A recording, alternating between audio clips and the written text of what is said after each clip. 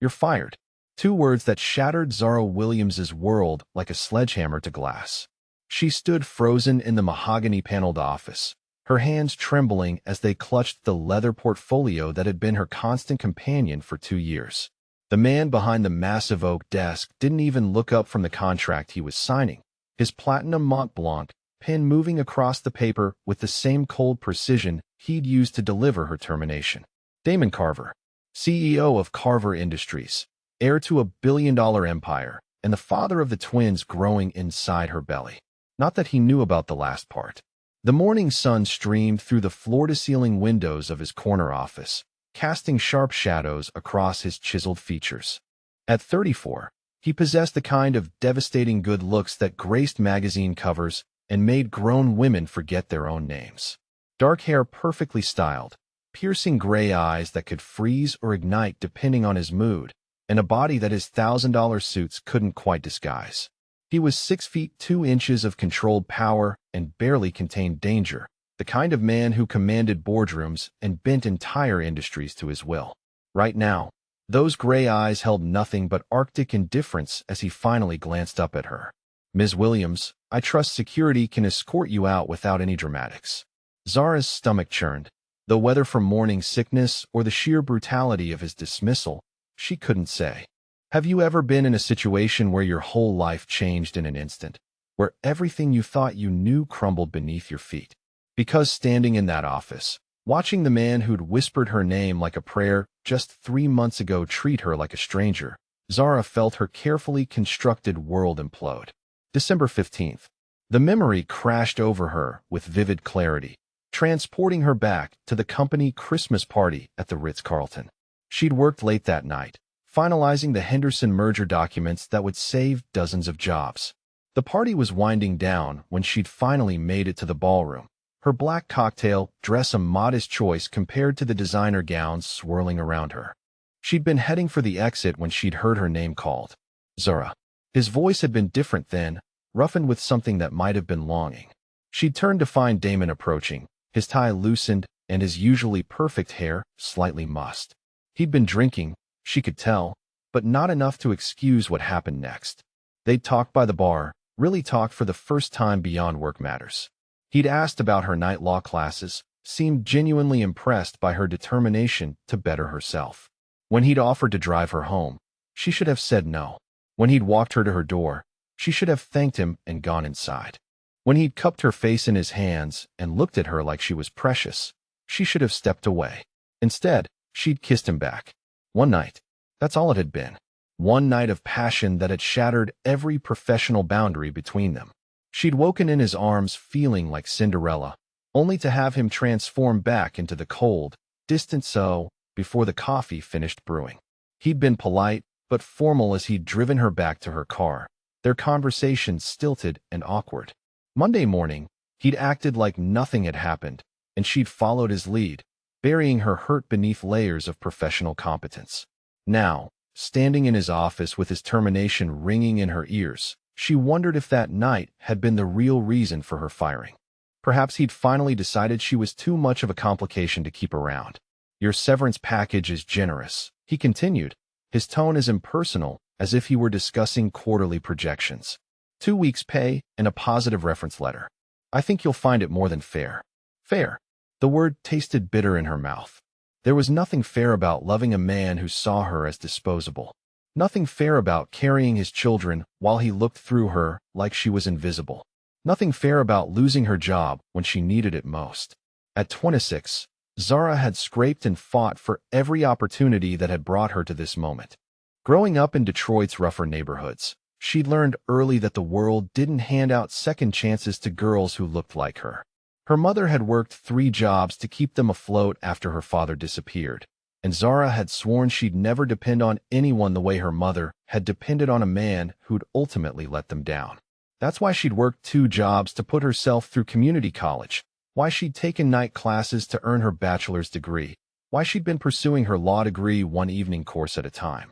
Every sacrifice, every sleepless night, every moment of exhaustion had been worth it to reach this position as executive assistant to one of the most powerful men in Chicago. She'd been so close to applying for the company's legal counsel program, so close to transforming her life completely. Now she was unemployed and pregnant. 8 weeks along with twins, according to the ultrasound she'd gotten yesterday. The doctor had smiled as she'd pointed out 2 tiny heartbeats on the grainy screen, talking about the miracle of life, while Zara's world had tilted off its axis. Twins. 2 babies who would need everything she wasn't sure she could provide alone. The morning sickness had started 2 weeks ago, subtle at first, but growing stronger each day. She'd been hiding it well, she thought, stepping away from strong smells and keeping crackers in her desk drawer. Apparently not well enough to save her job. I don't understand, she managed to say, her voice steadier than she felt. My performance reviews have been excellent.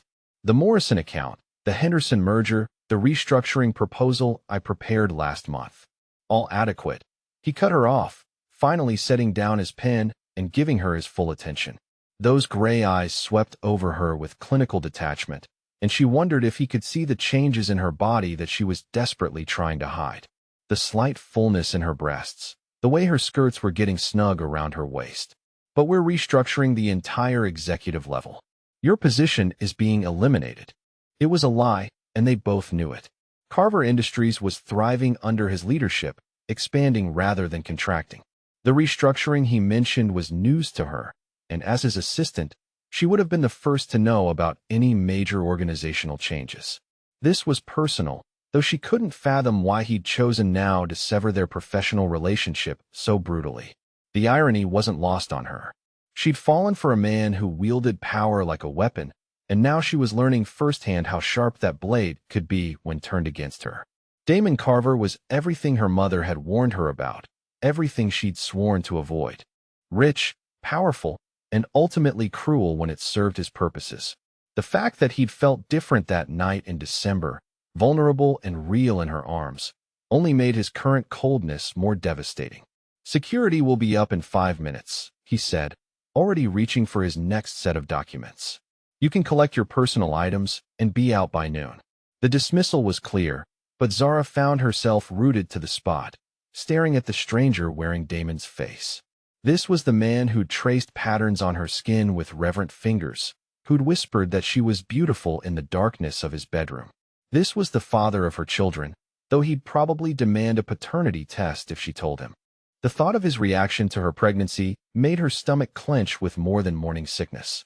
She could tell him right now, could watch his perfect composure crack as she announced that their night together had created 2 new lives.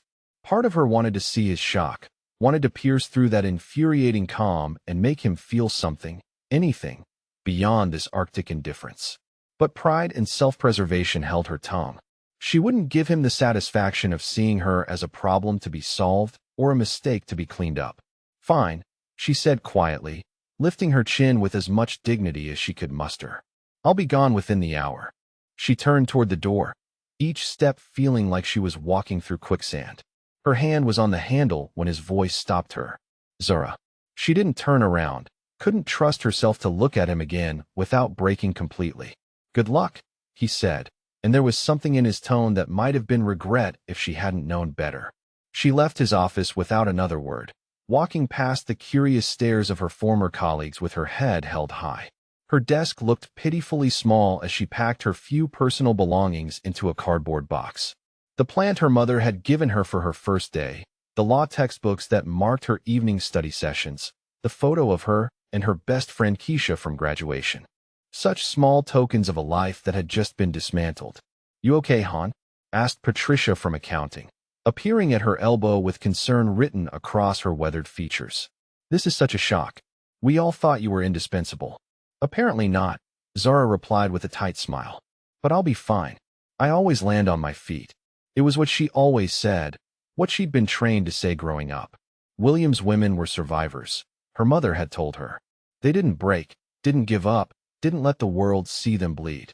But as Zara carried her box toward the elevator, she felt dangerously close to shattering.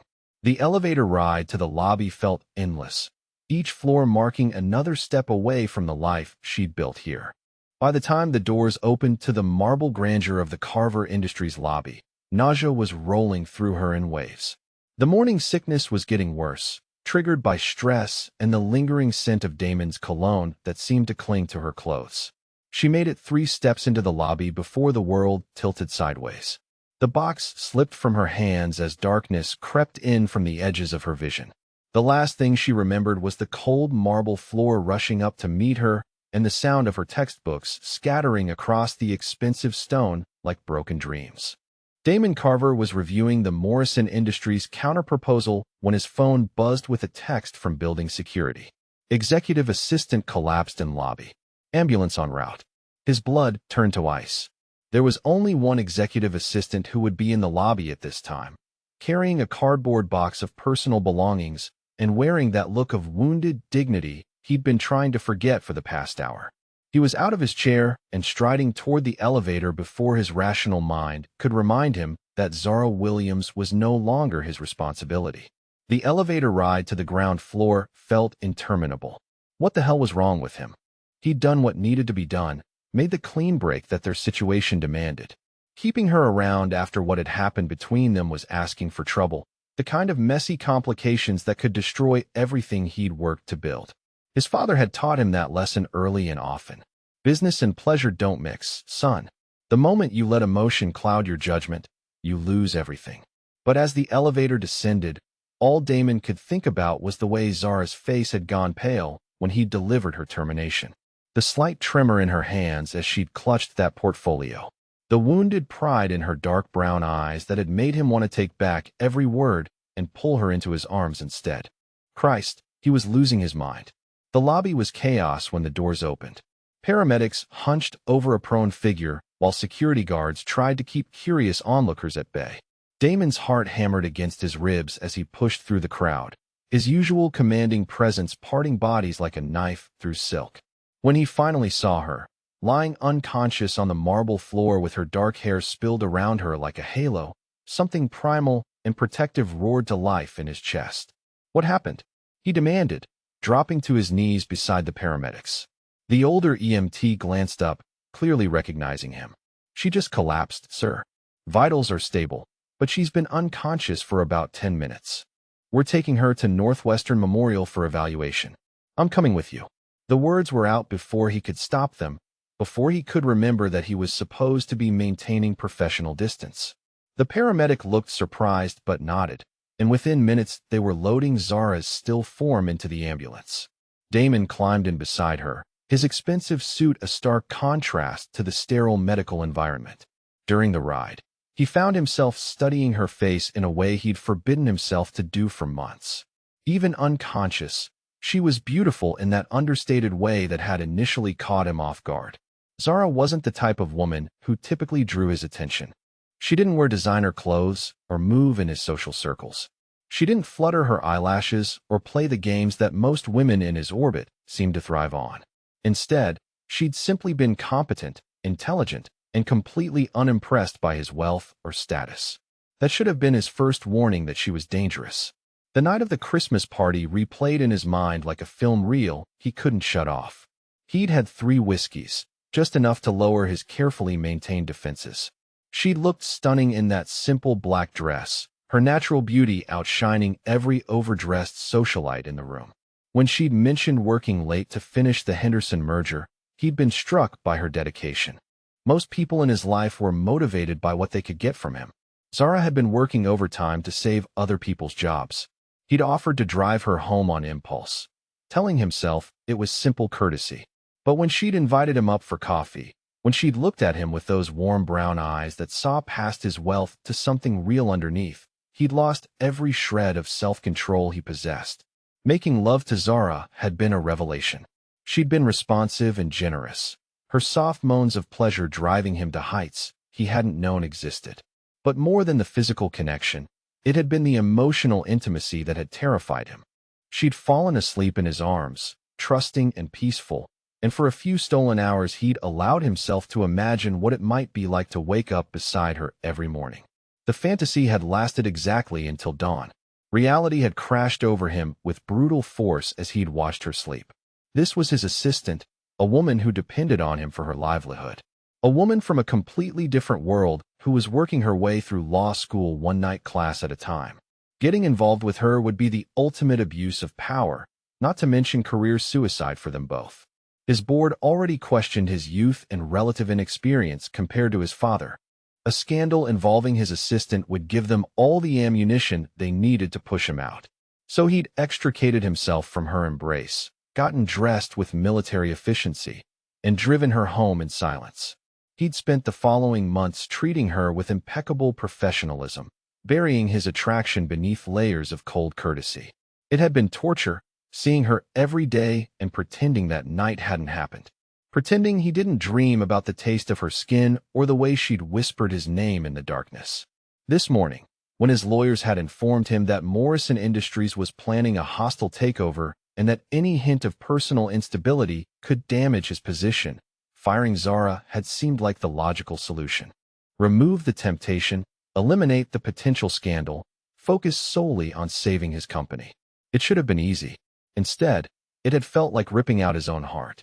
The ambulance pulled up to Northwestern Memorial's emergency entrance, and Damon followed as they wheeled Zara into the hospital. He paced the waiting room like a caged animal, his usual calm completely shattered. Nurses and orderlies gave him a wide berth, clearly sensing the dangerous energy radiating from him. When a young doctor finally emerged from the examination room, Damon was on him instantly. "How is she? What's wrong?" Dr. Martinez, according to his badge, looked tired but reassuring. "She's conscious now and stable. Appears to be a combination of stress, exhaustion, and low blood sugar. Has she been under unusual pressure lately?" The question hit Damon like a physical blow. "Yes," he said quietly. "You could say that. Well, she needs rest and proper nutrition. I'd recommend taking some time off work to decompress. Stress can manifest in physical symptoms, especially in young women. She's asking to see you, by the way." Damon's heart lurched. She was awake. She wanted to see him. Despite everything he'd put her through, she'd asked for him. He followed the doctor down the sterile hallway, his hands trembling slightly as he pushed open the door to her room. Zara was sitting up in the hospital bed, her dark skin ashen against the white sheets. Someone had found her a hospital gown that dwarfed her small frame, making her look young and vulnerable in a way that made his chest tight. When she saw him, a mix of emotions flickered across her face too quickly for him to interpret. "You came," she said simply, her voice hoarse. "Of course I came." He moved closer to the bed, fighting the urge to touch her, to reassure himself that she was really okay. "What happened, Zara?" The doctor said it was stress and exhaustion. She looked away, her fingers plucking at the hospital blanket. "I've been working a lot. Night classes, studying for the LSAT, job hunting. I guess it caught up with me." Job hunting. Right. Because he'd just destroyed her career with two carelessly spoken words. The guilt was overwhelming, a crushing weight in his chest that made it hard to breathe. "You don't have family in the city?" he asked. "Someone who can look after you while you recover?" Something painful flickered in her eyes. "My mother's in Detroit, but she has her own problems. I don't really have anyone else." The admission hit him harder than it should have. Zara was alone in the world, just as alone as he often felt despite being surrounded by people who wanted something from him. The difference was that his isolation was self-imposed, a protective measure against those who would use him. Hers seemed born of circumstance and bad luck. "You're coming home with me," he said before he could think better of it. Her eyes widened in shock. "Damon, no, that's not necessary. I'll be fine on my own." "No, you won't." He moved closer, his voice dropping to that commanding tone that had made him successful in business. "The doctor said you need rest and proper care. Your apartment is a fourth-floor walk-up with no elevator and no air conditioning. You're not recovering properly there." He knew details about her living situation because he'd had her background checked when she'd first started working for him. Standard procedure for anyone with access to sensitive information, he'd told himself. But he'd found himself reading that report more carefully than necessary, learning that she lived modestly in a neighborhood that was slowly gentrifying but still rough around the edges. "I can't stay with you," she protested, but he could hear the exhaustion in her voice. It wouldn't be appropriate. Appropriate. As if anything between them had ever been appropriate. As if the memory of her naked in his arms wasn't burned into his brain, replaying at the most inconvenient moments. As if he didn't go to sleep every night wondering what would have happened if he'd been brave enough to fight for what they'd started. "I have a guest suite," he said firmly. You'll have complete privacy. My housekeeper can prepare proper meals and make sure you're taking care of yourself. It's just until you're back on your feet. She studied his face, clearly looking for hidden motives. And then what? You've already made it clear you don't want me in your life. The accusation stung because it was accurate, even if the reasoning behind it was more complicated than she knew. I don't want you in the hospital again because I was too proud to make sure you were okay. It wasn't the whole truth, but it wasn't entirely a lie either. The thought of her collapsing again, alone in that tiny apartment with no one to help her, made something violent and protective rise in his chest. Whatever mistakes he'd made, whatever boundaries he'd crossed, he couldn't live with himself if something happened to her because he'd turned his back when she needed help. One night, she said finally, just one night, and then I find somewhere else to go. He wanted to argue, to insist that she stay as long as necessary, but he could see the wariness in her eyes. She was protecting herself from him, and he couldn't blame her for that. After what he'd put her through, she had every right to keep her walls firmly in place. One night, he agreed, though he was already planning ways to convince her to stay longer. The ride to his penthouse was thick with tension, the silence broken only by the soft hum of his Bentley's engine. Zara sat as far from him as the leather seats would allow, staring out the window at the Chicago skyline. He found himself stealing glances at her profile, noting the delicate curve of her jaw and the way her eyelashes cast shadows on her cheeks. This was dangerous territory, inviting her into his personal space. His penthouse was his sanctuary, the one place where he could drop his guard and simply exist without the weight of expectations. Bringing her there would blur lines that he'd spent months trying to keep clearly drawn. But as they pulled into the underground garage of his building, Damon realized he was past the point of rational decision-making. Zara was hurt and alone, and every instinct he possessed was screaming at him to protect her. Even if it meant risking everything he'd worked to build. Even if it meant risking his heart all over again. Zara woke to the scent of coffee and something that smelled suspiciously like actual breakfast being cooked. For a moment, disorientation clouded her thoughts. Her apartment didn't have a kitchen large enough for elaborate cooking, and she certainly didn't own Egyptian cotton sheets with a thread count higher than her monthly rent. Then the memories crashed back. The firing, the hospital, agreeing to stay one night in Damon Carver's penthouse because she'd been too exhausted and heartsick to argue. She sat up slowly, testing her body for lingering weakness. The nausea that had become her constant companion was mercifully absent for the moment, though she knew better than to trust the reprieve. Morning sickness was unpredictable, striking at the worst possible moments.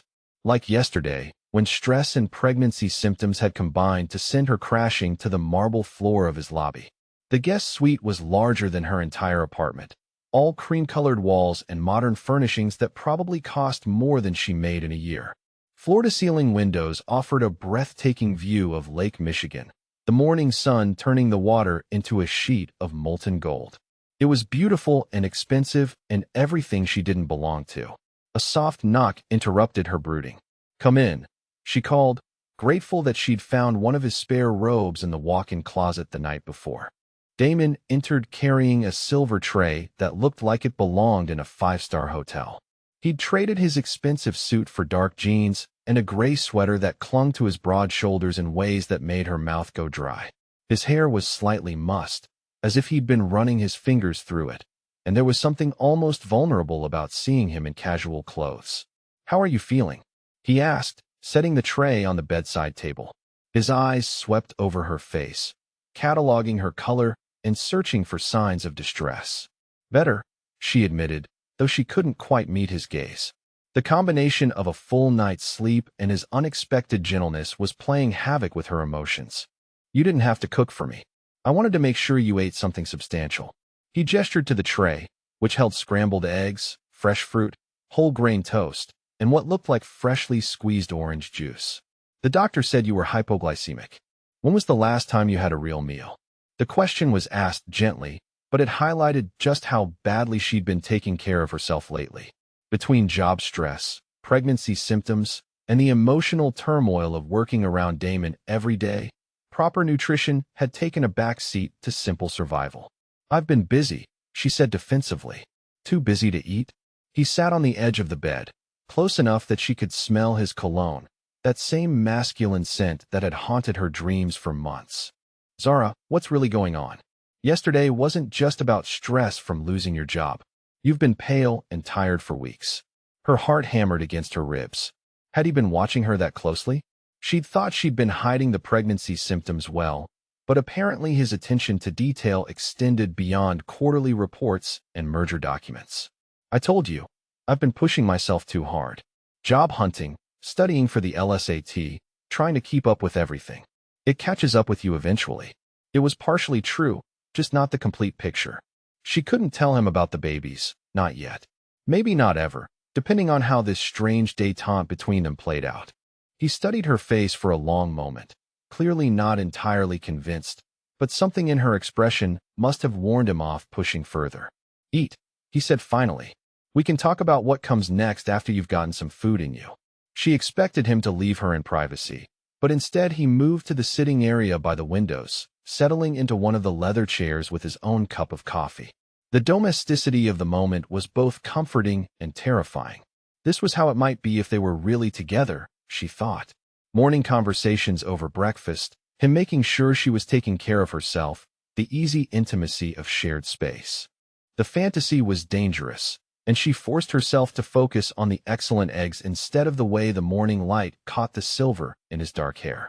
Her phone buzzed with an incoming call, shattering the peaceful moment.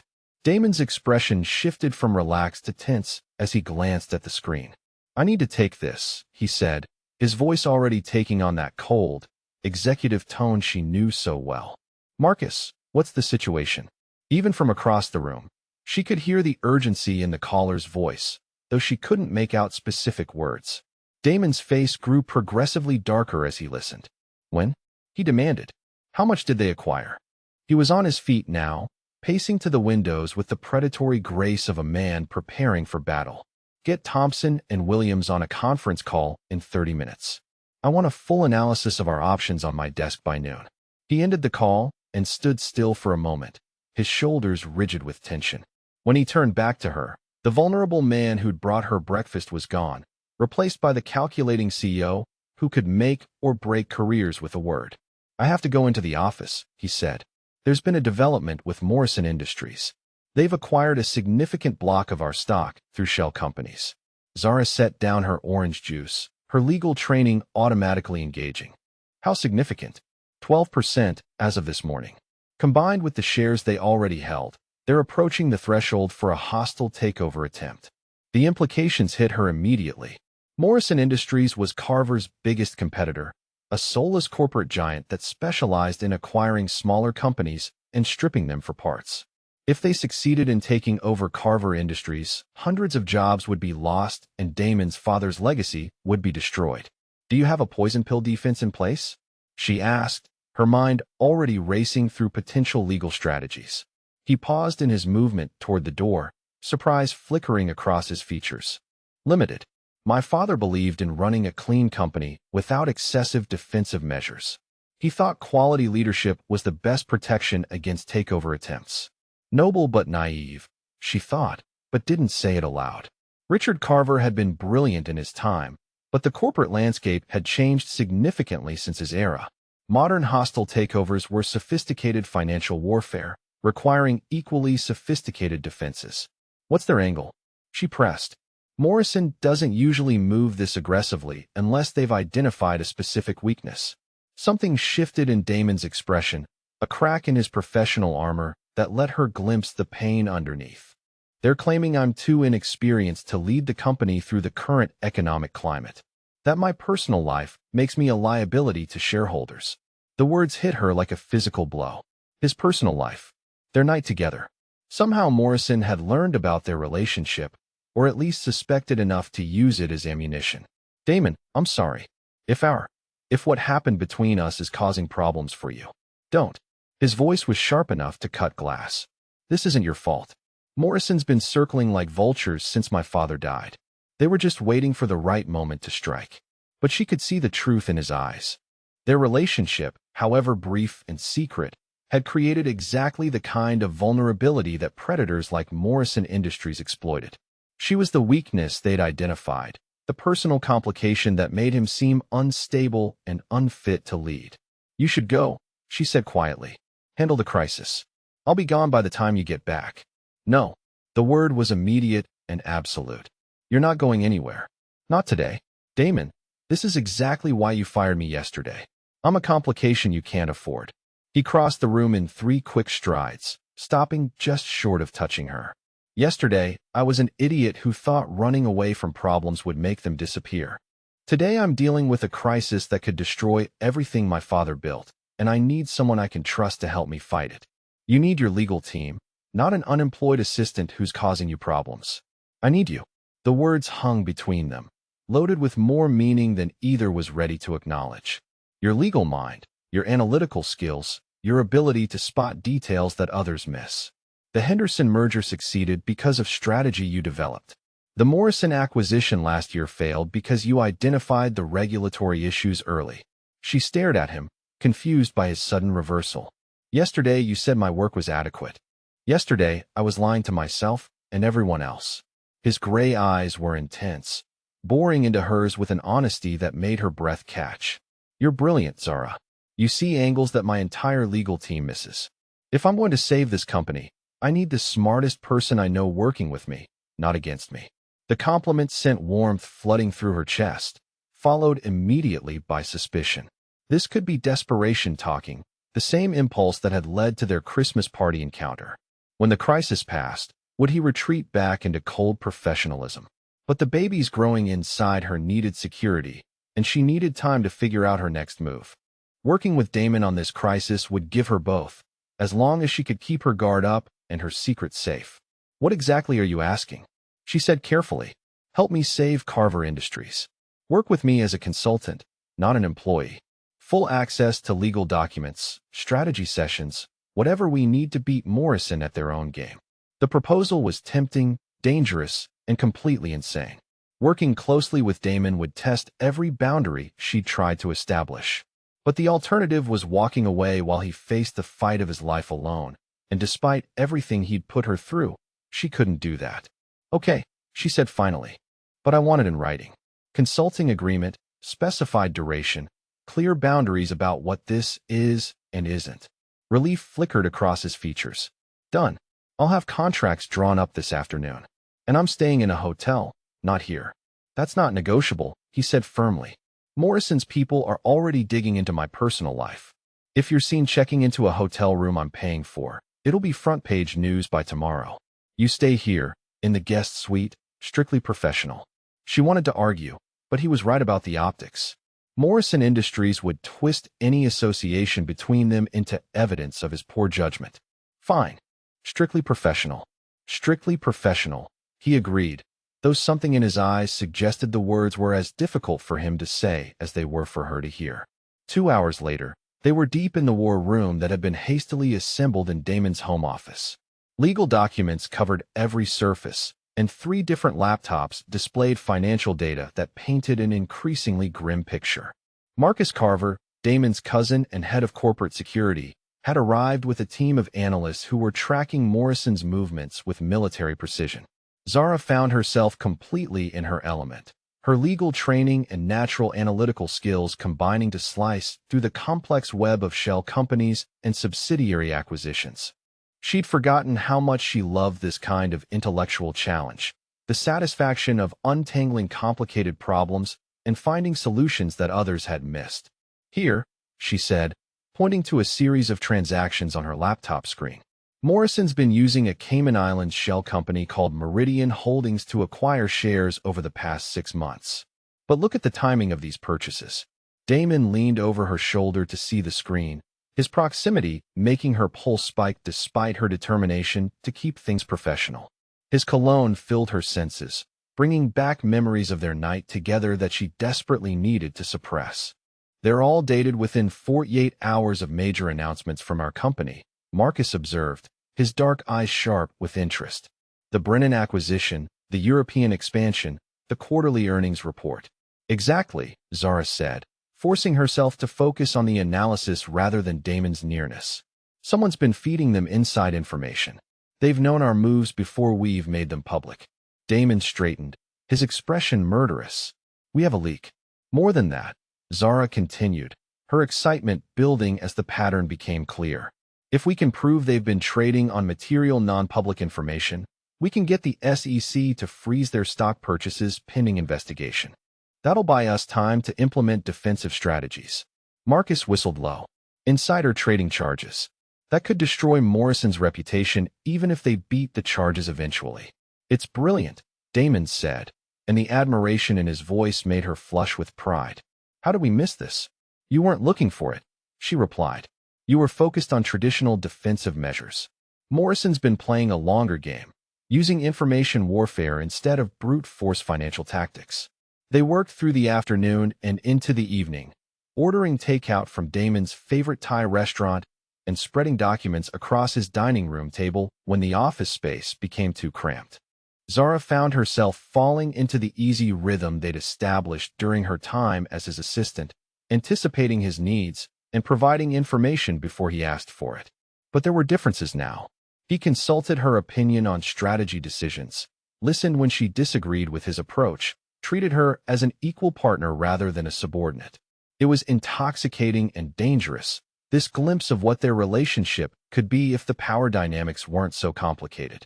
As the evening wore on, the space between them seemed to shrink. Innocent brushes of hands as they reached for the same document, his fingers grazing hers as he passed her a cup of coffee. The way he looked at her when he thought she wasn't paying attention, his gray eyes dark with an hunger that matched her own. By 10 o'clock, they'd built a solid case for SEC intervention and identified 3 potential sources for the information leak.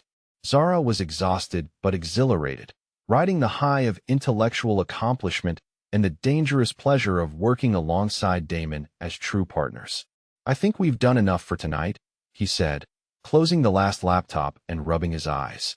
We can present this to Thompson first thing tomorrow morning. She nodded, suddenly aware that they were alone in his penthouse, the city lights twinkling beyond the floor-to-ceiling windows. Marcus and his team had left hours ago, and the intimate atmosphere was playing havoc with her resolve to keep things strictly professional. This was good work today, Damon said softly. I'd forgotten how well we worked together. Me too, she admitted, then immediately regretted the confession. It revealed too much, acknowledged the connection that was supposed to remain buried. He moved closer, close enough that she could see the flecks of blue in his gray eyes, close enough to count his eyelashes. For a moment, the careful boundaries they'd established seemed to dissolve like morning mist. Zara, he said, his voice rough with something that sounded like longing.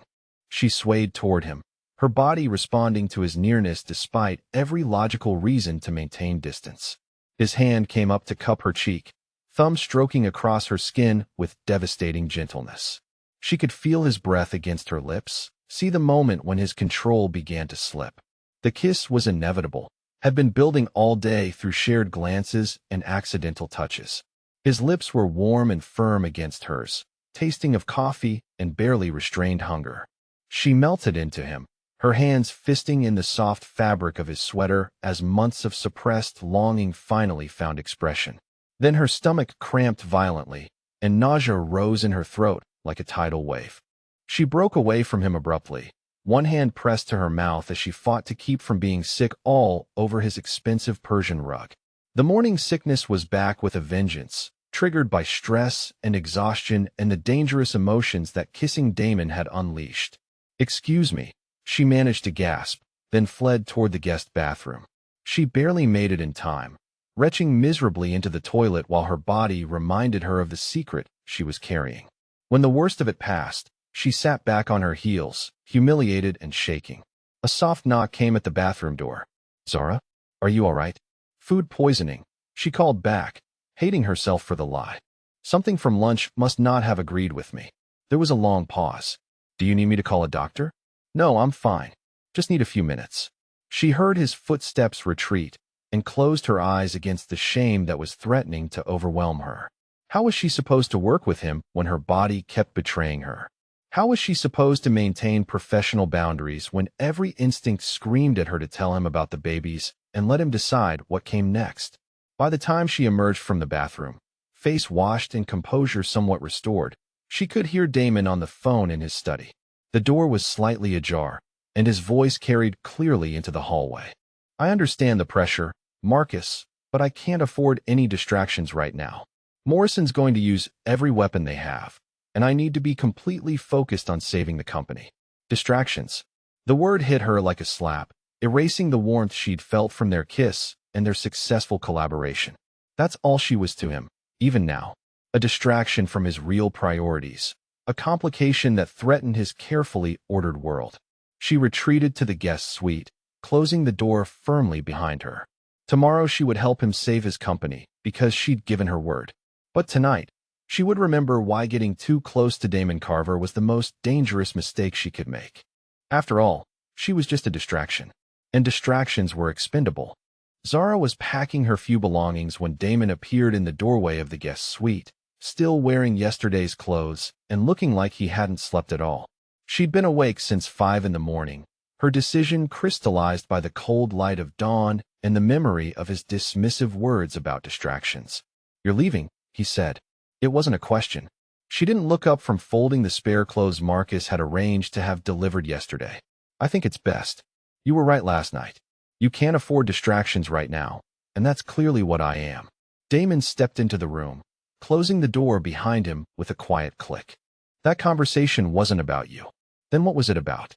She finally met his eyes, seeing the exhaustion and something that looked like pain etched into his features.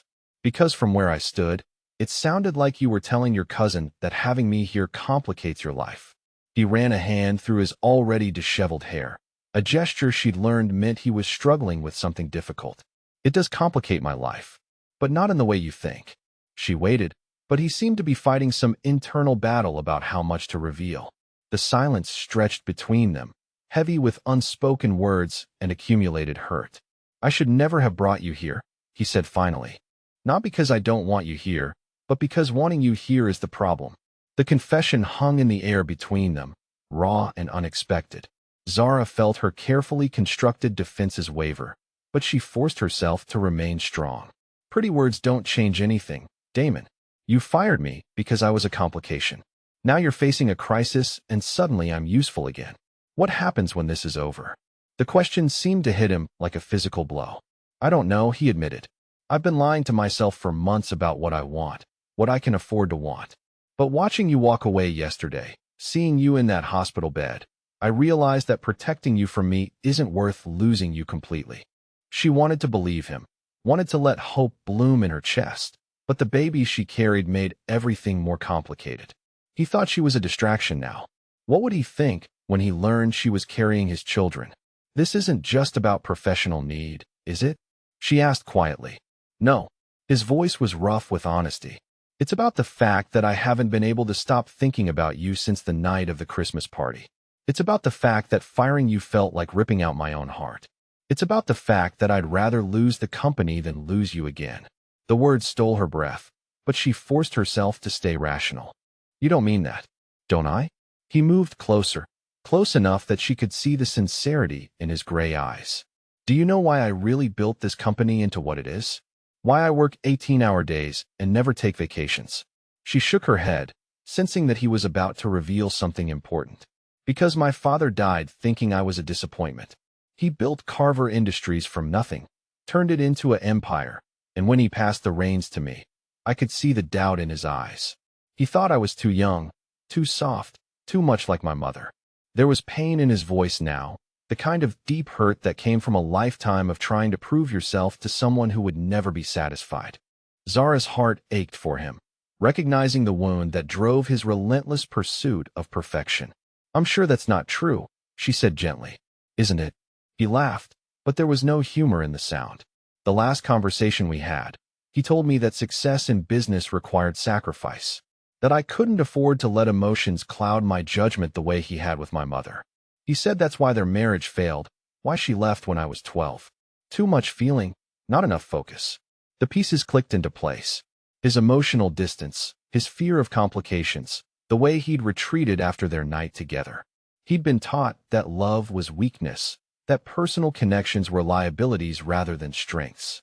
"So when the Christmas party happened, you thought you were making the same mistake he did," she said. "Exactly." He was close enough now that she could feel the warmth radiating from his body. But yesterday, watching Morrison circle like vultures, I realized something. They're not attacking me because I'm too emotional. They're attacking me because they think I'm isolated, that I don't have anyone who truly believes in me. They think I'm weak because I'm alone. The irony wasn't lost on her. His father's advice had created exactly the vulnerability his enemies were exploiting. You're not weak, she said firmly. And you're not alone. Not if you don't want to be. Something shifted in his expression, hope warring with years of ingrained caution. What are you saying? I'm saying that maybe your father was wrong. Maybe the strongest leaders are the ones who have something worth fighting for beyond just themselves. He stared at her for a long moment, and she could see him processing the possibility that everything he believed about success and sacrifice might be incorrect. Stay, he said quietly. Not just to help with Morrison, but because I need you in my life. Because I've been miserable without you. Because firing you was the biggest mistake I've ever made. The raw honesty in his voice broke down her remaining defenses. She'd been fighting her feelings for him for so long, telling herself that their night together had been a mistake, that men like Damon Carver didn't really care about women like her. But seeing him like this, vulnerable and honest, and asking for a second chance, she couldn't maintain the pretense any longer. I need you to understand something, she said, setting down the shirt she'd been folding. I didn't grow up in your world, Damon.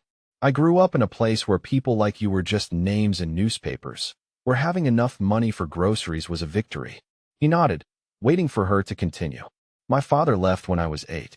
Just disappeared one day, leaving my mother with bills she couldn't pay and a daughter to raise alone. She worked 3 jobs to keep us afloat, and I swore I'd never be that vulnerable, never depend on anyone the way she depended on him. That's why you're so independent, he said, understanding dawning in his eyes. Independence was survival. Getting my education, building my career, that wasn't just ambition. It was insurance against ever being helpless again. She took a shaky breath. When we were together that night, when you pulled away the next morning, it confirmed everything I'd been taught about men like you. That I was good enough for one night, but not good enough to keep. The pain that flashed across his face was immediate and genuine. Zara, no? That's not what happened. Then tell me what did happen. Make me understand why you went from holding me like I was precious to treating me like a stranger. He was quiet for a long moment, gathering his thoughts. When I woke up next to you, you looked so peaceful, so trusting. And all I could think about was how I was going to destroy that. How my world would corrupt you, change you, use you up the way it had used up everything else I'd ever cared about. She studied his face, seeing the genuine torment there.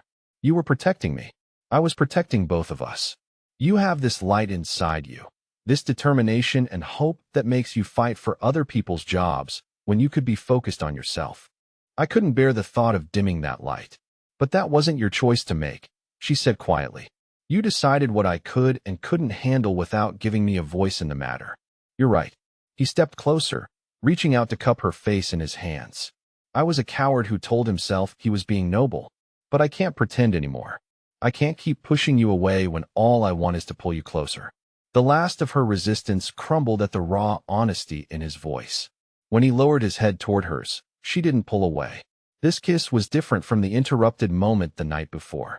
Slower, deeper, filled with months of suppressed longing and the promise of something real. She melted into him, her hands sliding up his chest to tangle in his hair. He tasted like coffee and desperation, and the soft sound he made when she pressed closer sent heat flooding through her veins. This was what she'd been trying to forget, the way he could make her feel precious and powerful at the same time. When they finally broke apart, both breathing hard, he rested his forehead against hers. I know I don't deserve another chance, he said quietly. I know I hurt you, and I know you have every reason not to trust me. But I'm asking anyway. She searched his eyes, looking for any hint of the cold businessman who had fired her 2 days ago. All she saw was vulnerability and hope, and a love he was finally brave enough to acknowledge. What exactly are you asking for? She whispered. Everything. He brushed a thumb across her cheek. A real chance.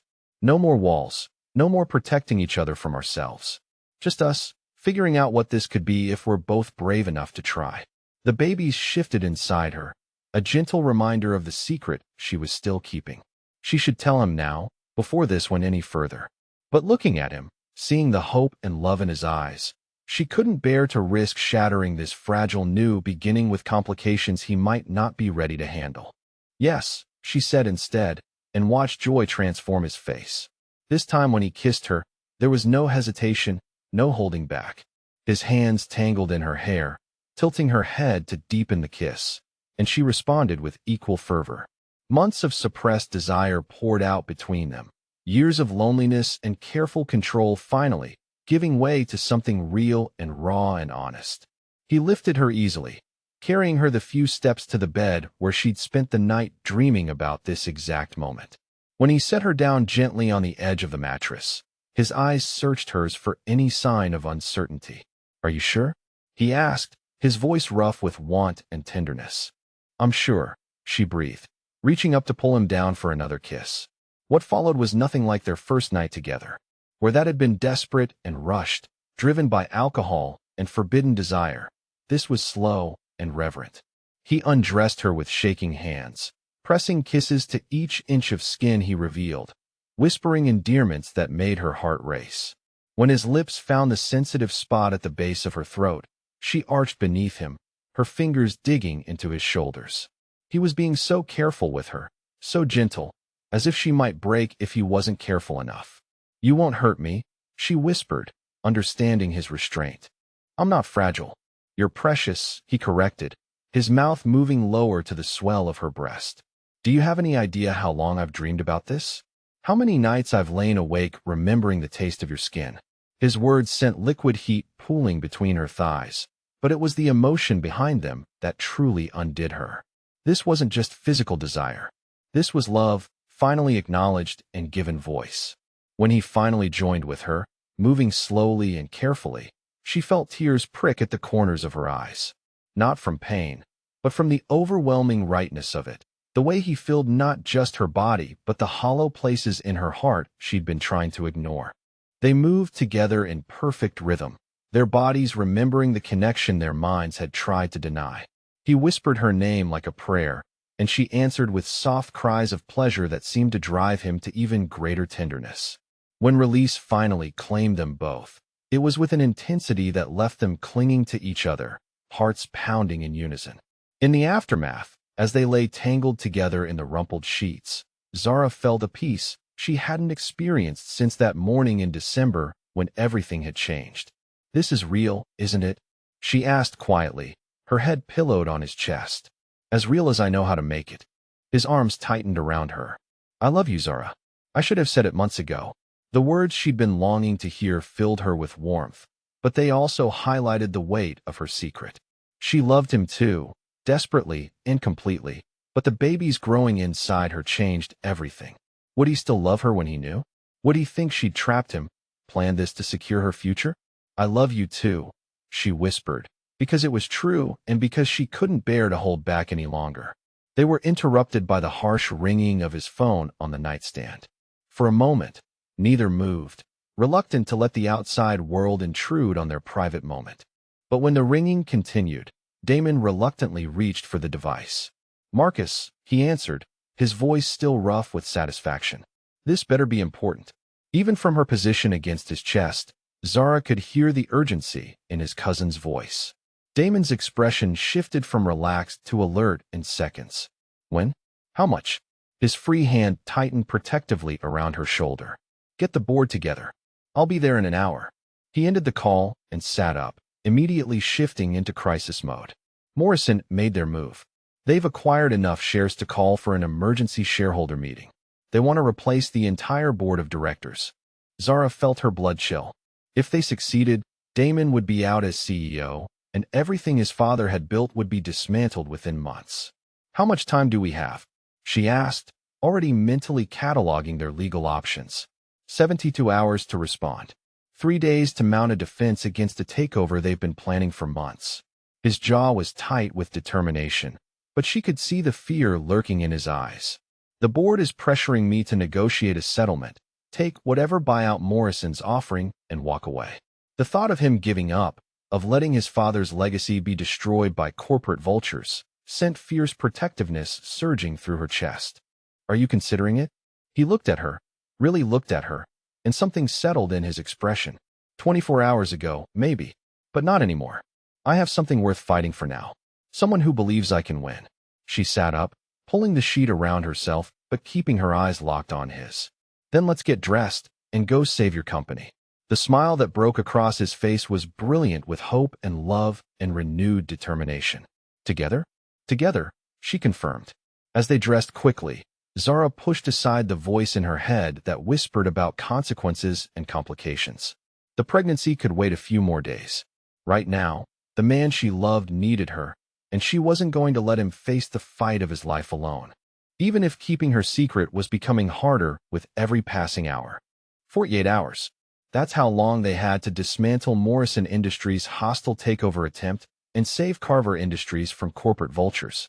48 hours that felt like 48 minutes as Zara and Damon worked around the clock, fueled by caffeine, determination, and the kind of desperate love that could move mountains. The war room in Damon's office had been transformed into mission control, every surface covered with legal documents, financial projections, and strategic analyses. Marcus coordinated with their legal team, while Zara built their case for SEC intervention, using the insider trading evidence she'd uncovered to construct an iron-tight argument for regulatory action. She should have been exhausted, should have been falling apart under the pressure. Instead, adrenaline and purpose kept her running on fumes, even as her body reminded her constantly of the secret she was carrying. The nausea came in waves now, triggered by stress and the increasingly strong sense that seemed to assault her senses. She'd taken to keeping crackers in her purse and excusing herself regularly for what she claimed were bathroom breaks, but were really desperate attempts to keep her pregnancy symptoms under control. Damon was magnificent under pressure, she had to admit. The cold businessman facade had been replaced by focused intensity and brilliant strategic thinking. He commanded respect from everyone in the room while treating her as a full partner, consulting her opinion and implementing her suggestions without hesitation. This was the man she'd fallen in love with, the leader who deserved to keep his father's legacy. 20 hours before the shareholder meeting, they finally had their ammunition ready. The SEC investigation into Morrison's trading practices was proceeding, though slowly. More importantly, they'd identified the source of the information leak, a mid-level executive named Patterson who'd been feeding insider information to Morrison in exchange for a promised position in their corporate structure. We have enough to file criminal charges, Zara said, reviewing the evidence one final time. But we need to present this to the board before Morrison can spin the story their way. Agreed, Damon replied, straightening his tie with hands that only trembled slightly from exhaustion. The emergency board meeting is in 2 hours. If we can convince them that Morrison's takeover is built on illegal foundations, they'll have to withdraw their support. What about Patterson? Marcus asked from across the room. He'll be arrested before he can warn Morrison that we're onto him. Damon's smile was sharp with satisfaction. I've already arranged for FBI agents to be waiting at his office. Zara felt a surge of fierce pride at his strategic brilliance, followed immediately by a wave of nausea so intense she had to grip the edge of the conference table to keep from swaying. The stress was taking a toll on her body that she could no longer ignore. You okay? Damon asked immediately, his concern cutting through his exhaustion. Just tired, she lied, forcing a smile. Too much coffee, not enough sleep. But as they gathered their materials for the board presentation, the nausea intensified. The room seemed to tilt sideways, and black spots danced at the edges of her vision. She'd pushed herself too hard, ignored her body's needs for too long, and now the pregnancy was demanding attention whether she was ready to give it or not.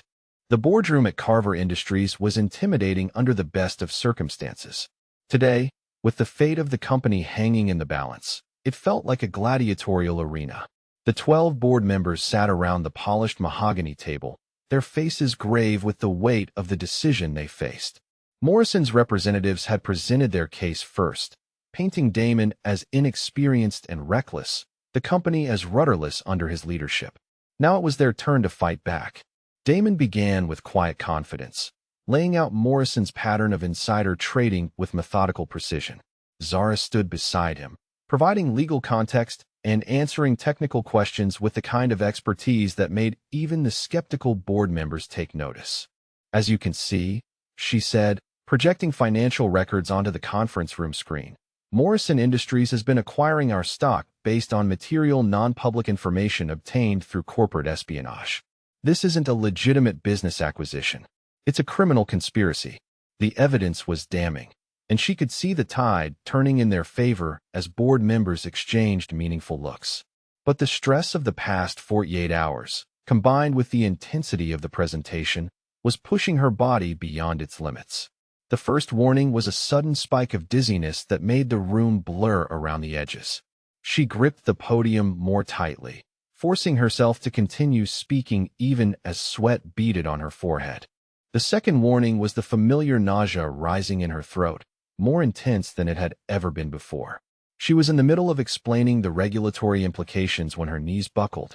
The world tilted sideways as she collapsed, dimly aware of Damon's voice calling her name and strong arms catching her before she hit the floor. Voices swirled around her, urgent and concerned, but the words seemed to come from very far away. "Call an ambulance," someone demanded, and she realized with distant horror that it was Damon, that she'd just destroyed the most important presentation of his life by fainting in front of his entire board. The next few minutes passed in a blur of concerned faces and medical questions. The company doctor, Dr. Elizabeth Chun, arrived within minutes, taking her pulse and checking her pupils while Zara tried to insist she was fine. "When did you last eat?" Dr. Chun asked gently. "I had some crackers this morning," Zara replied weakly. "That's not a meal." The doctor's expression was concerned as she continued her examination. "Have you been under unusual stress lately?" "You could say that," Marcus muttered from somewhere across the room. "Ms. Williams, I need to ask you some questions privately," Dr. Chun said, glancing meaningfully at the room full of male executives. "Whatever you need to know, you can ask here," Damon said firmly, his hand still gripping hers. "I'm not leaving her." Dr. Chun hesitated, then seemed to make a decision. "Is there any chance you could be pregnant?" The question hung in the air like a bomb waiting to explode. Zara felt the blood drain from her face as 12 pairs of eyes focused on her with laser intensity. She could feel Damon's hand tighten around hers, could sense the shock radiating from him even though she couldn't bring herself to look at his face. "Yes," she whispered, the secret finally torn from her by exhaustion and circumstance. "About 10 weeks. The silence in the boardroom was deafening. Dr. Chun continued her examination with professional efficiency, but Zara was acutely aware of the tension filling the space around them. "Your blood pressure is elevated, and you're showing signs of severe dehydration," the doctor said. "Stress and poor nutrition during early pregnancy can lead to complications. I'm going to need to run some tests to make sure both babies are healthy." "Both babies?" Damon's voice was barely above a whisper. "Yes," Dr. Chun replied, checking her notes. "The ultrasound from last week shows twins. Congratulations." If the first revelation had been a bomb, this was a nuclear explosion. Zara finally found the courage to look at Damon's face, seeing shock, confusion, and something that might have been hurt warring in his gray eyes. 10 weeks, he said quietly, his voice carefully controlled. "That would make it." "The Christmas party," she confirmed, her voice barely audible. "I found out last week." The board members were exchanging glances that ranged from shocked to scandalized, and Zara realized with sick horror that she'd just provided Morrison Industries with exactly the kind of personal ammunition they needed to destroy Damon's credibility. "Gentlemen," Dr. Chun said briskly, "I need to move my patient somewhere more appropriate for medical care. Perhaps we could reschedule." "No," Damon said, his voice cutting through the tension like steel. "We finish this now." He stood slowly, his eyes never leaving Zara's face, and she could see the exact moment when his shock transformed into something else. Something protective and fierce and absolutely unwavering. "Before we continue with any board business," he said, turning to address the room with deadly calm, "I want to make something crystal clear. Anyone who discusses what they've heard in this room today with anyone outside this company will be terminated immediately and face personal lawsuits for violation of confidentiality agreements." His gaze swept the table, making eye contact with each board member in turn. That includes speculation, gossip, or casual mentions to spouses. "Ms. Williams deserves privacy during what is clearly a difficult time, and anyone who violates that privacy will answer to me personally." The threat was unmistakable, and the board members nodded their understanding with varying degrees of nervousness. Now, as for Morrison Industries, Damon continued, his voice gaining strength. The evidence of their criminal behavior is overwhelming. The question isn't whether we fight back, but how aggressively we pursue justice for their attempted corporate theft. What followed was the most masterful display of leadership Zara had ever witnessed. Despite the personal revelation that had just rocked his world, Damon guided the board through the evidence with laser focus, answering questions and addressing concerns until even the most skeptical members were convinced. When the vote came, it was unanimous. Morrison's takeover attempt was rejected, and Carver Industries would file both criminal and civil charges for insider trading and corporate espionage. As the board members filed out, shaking Damon's hand and offering congratulations on both his victory and his impending fatherhood, Zara remained in her chair, overwhelmed by exhaustion and emotion. She'd won. They'd won. But at what cost? Dr. Chen finished her examination and packed her supplies. "I want to see you in my office tomorrow for a full workup," she told Zara. "In the meantime, rest, proper nutrition, and minimal stress." Minimal stress. If only it were that simple. When they were finally alone, Damon pulled a chair close to hers and sat down, his expression unreadable. "Twins," he said quietly. "Twins," she confirmed. "Why didn't you tell me?" The question she'd been dreading was asked without anger, but she could hear the hurt underneath his careful control. "Because I was terrified," she admitted. "Because I thought you'd think I planned it, that I was trying to trap you. Because I couldn't bear to see you look at me like I was a mistake you had to fix." He was quiet for a long moment, processing her words. "Do you think that's how I see you? As a mistake?" "I don't know," she said honestly. "Yesterday you were ready to build a life with me. Today you find out I'm pregnant with your children and carrying secrets. That changes everything." "Yes, it does," he said, and her heart sank. "It makes me realize that I'm even more of an idiot than I thought." She looked at him in confusion. "Zara, I love you. I told you that yesterday, and I meant it. Finding out you're pregnant doesn't change that. It terrifies me because I want to be a better father than mine was, and I have no idea how to do that. But it doesn't change how I feel about you." Relief flooded through her, so intense it brought tears to her eyes. "Will you marry me?" he asked quietly. The proposal was so simple, so straightforward, that it took her breath away. "Damon, I know it's fast. I know we have a lot to figure out, but I want to raise our children together. I want to build a family with you. The kind of family where love matters more than legacy, where being together matters more than being perfect." Through her tears, she could see the sincerity in his eyes, the love that had grown strong enough to overcome every obstacle they'd faced. "Yes," she whispered. "Yes, I'll marry you." When he kissed her this time, it tasted like victory and promise and the beginning of something beautiful. They'd saved his company, but more importantly, they'd found each other. As sirens wailed in the distance, probably heading to arrest Patterson, Zara allowed herself to believe that maybe, just maybe, happily ever after was possible after all. 3 weeks after Morrison Industries' spectacular defeat and subsequent federal investigation, Zara found herself standing in the bridal boutique, feeling like an imposter in expensive white silk. The wedding dress was beautiful, elegant in its simplicity, but she couldn't shake the feeling that this was all happening too fast, too perfectly, like a dream she might wake up from at any moment. "It looks stunning on you," said Elena Martinez, the boutique owner, adjusting the flowing fabric with practiced hands. "Your fiancé has excellent taste." Damon had insisted on the best of everything, from the exclusive boutique to the private wedding planner who'd somehow managed to organize an entire ceremony in less than a month. Part of Zara appreciated his efficiency and attention to detail. Another part worried that he was overcompensating, trying to prove something to the world about their relationship. The door chimed as someone entered the boutique, and Zara turned to see Marcus Carver approaching with an expression of barely contained amusement. "Damon sent me to check on progress," he said, his eyes twinkling with mischief. "He's driving everyone crazy with his attention to micromanaging wedding details." "Tell him I'm fine and the dress is perfect," Zara replied, stepping down from the platform. "How is he handling everything else?" Marcus's expression grew more serious. "Better than I expected, honestly. The board is completely behind him now, especially after the FBI arrested half of Morrison's executive team. Stock prices are at an all-time high, and he's been fielding calls from major news outlets wanting to interview the CEO who took down corporate espionage. And personally, she asked, because that's what really mattered. He's terrified and excited in equal measure. Marcus smiled warmly. I've never seen him happier, Zara. You've changed something fundamental in him.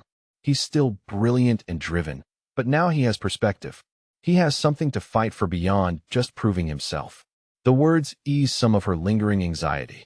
She'd worried that Damon was marrying her out of obligation, doing what he thought was right rather than what he truly wanted.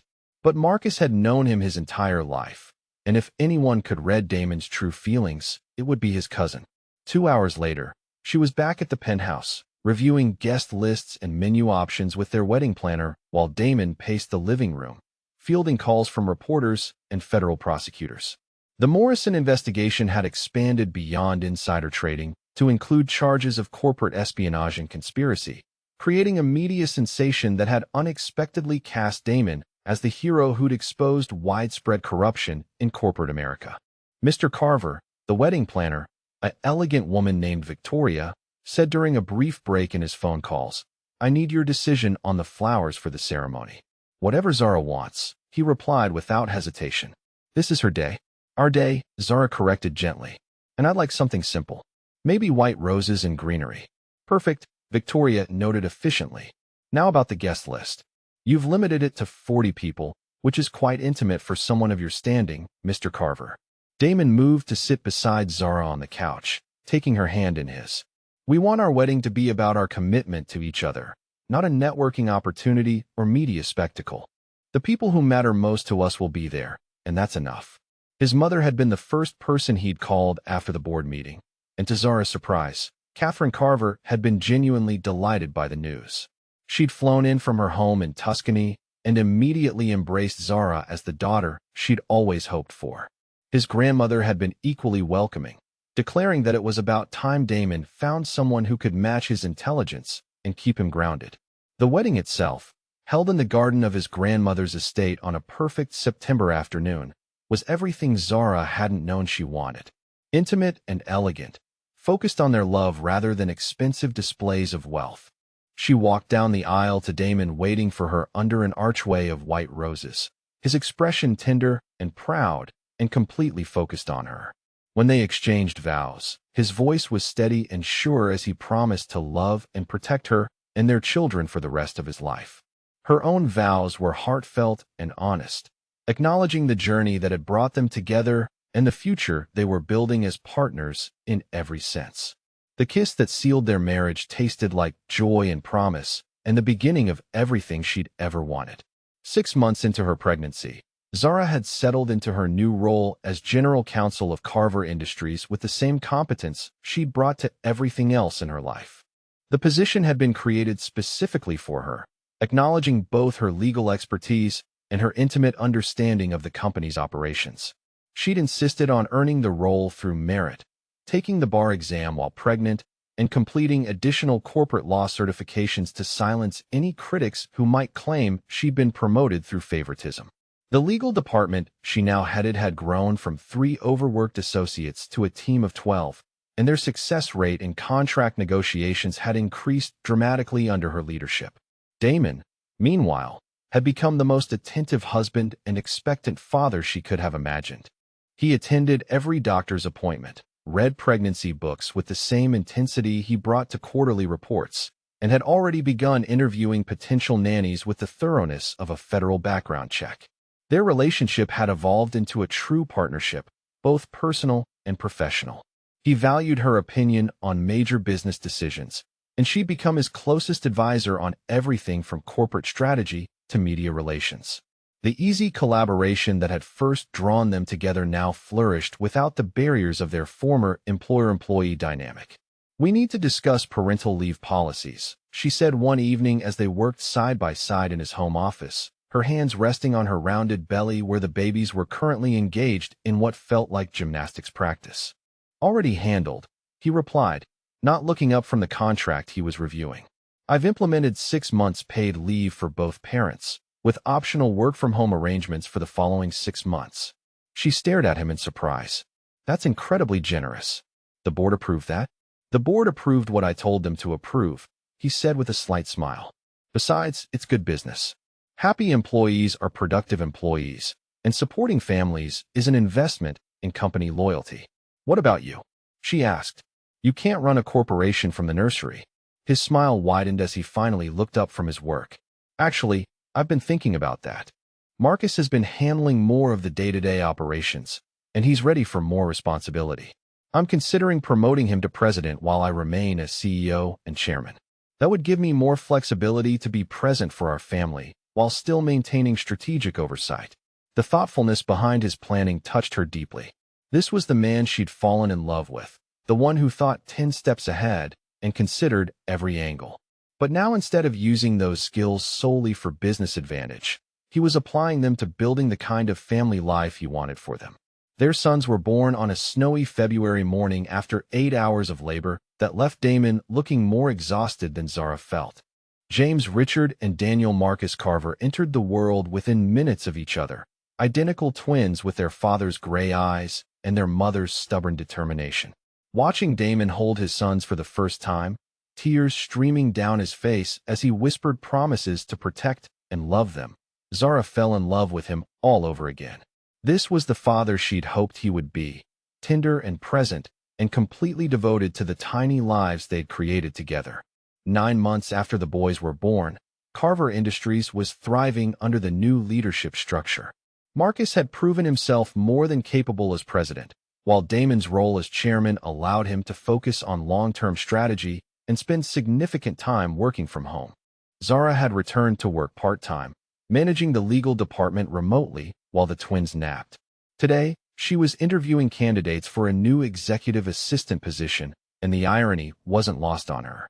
Sitting in Damon's office, now hers as well since they shared leadership responsibilities, she found herself thinking about how far they'd both come from that terrible morning when he'd fired her. The final candidate was a young woman named Sarah Chun, fresh out of college with excellent references and the kind of intelligent determination that reminded Zara of herself a few years ago. After reviewing her qualifications and discussing her career goals, Zara made her decision. "Welcome to Carver Industries," she said, extending her hand with a warm smile. "I think you're going to do very well here." "Thank you so much, Ms. Carver," Sarah replied, her relief and excitement evident. "I promise I won't disappoint you." "I'm sure you won't." "And Sarah, if you ever have concerns about working conditions or treatment by anyone in this company, my door is always open. We believe in supporting our people here." As Sarah left to complete her paperwork, Zara reflected on how different this moment was from her own hiring experience years ago. Every new employee now received comprehensive orientation about company policies, professional development opportunities, and support resources. She'd made sure that no one would face the kind of vulnerability she'd experienced, especially young women starting their careers.